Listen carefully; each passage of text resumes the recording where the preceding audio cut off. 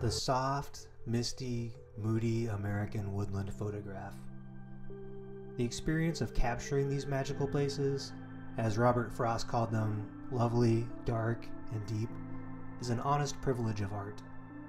But like every shot worth framing, there are creative challenges involved, with sometimes counterintuitive solutions. Wherever I share these photos, I get requests for advice. People tell me that their misty woodland captures just look like plain old trees, or they want to know how to give their image that soft, pleasing look, and ask what kind of special computer software they need to quote-unquote make this look. I wanted to create a video to demystify this compositional conundrum. The truth is, all we need to capture this simple image is an unusual lens selection, the right scene, and some, special weather conditions. What's up? It's Matt. As you can see, the weather's not great today. It's rainy, it's drizzly, it looks pretty miserable. Let's go to the woods!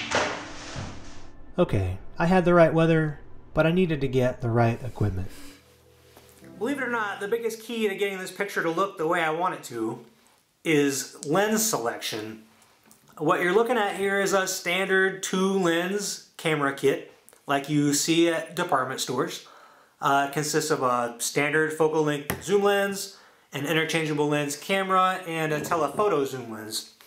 Now normally when I go take scenics, I'm grabbing the standard zoom lens that puts as much of the scene as possible into the frame and gives you a big dramatic look, which would be great if we're shooting fog or something where the drama is right in front of the lens, but that's not exactly the case today where we just have this light mist going on. So what I'm going to do instead is get a little crazy, get a little creative, and take the telephoto zoom lens out in the woods with me. What that's going to let me do is zoom way out on a subject in the distance and aggregate hundreds and hundreds of yards of fine mist between the lens and that subject. And that is going to put the subject in a nice, soft, glowing light to give us a really lovely woodland picture. And I want to show you exactly how I do that. But I got to take you out in the woods. So I'm here close to a wet woodland in the valley of the Wabash River here in southwest Indiana, and I've actually been out here chasing deer around, but they've all left me. Having the right weather and the right lens, I set out into the woods in search of the right location. It's not uncommon when shooting a woodland that I will spend hours, or I'm embarrassed to admit, even days, searching for the scene that most beautifully and fully tells its story. Okay, I may be enjoying myself too.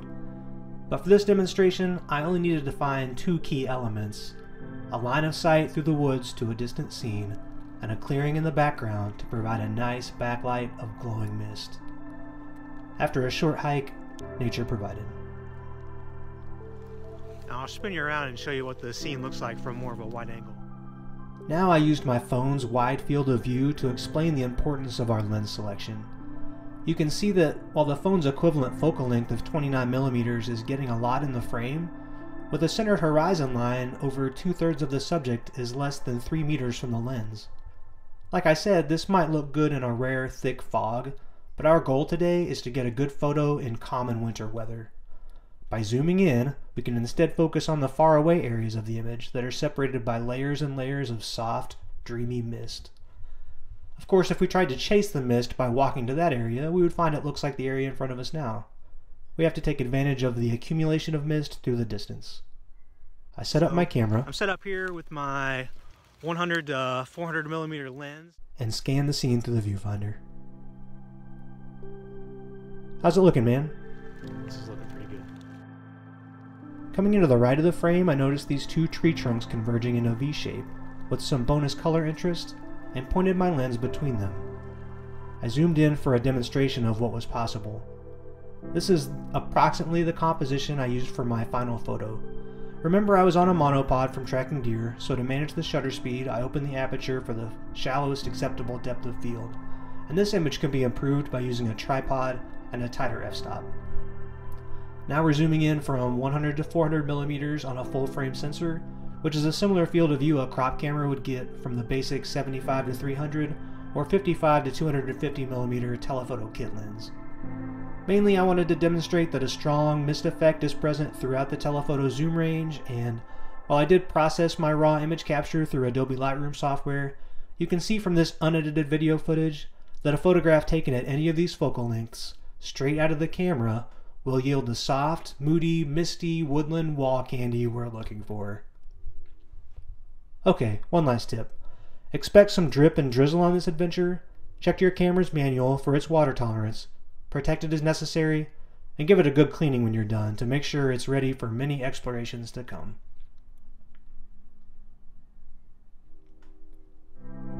This was my final image.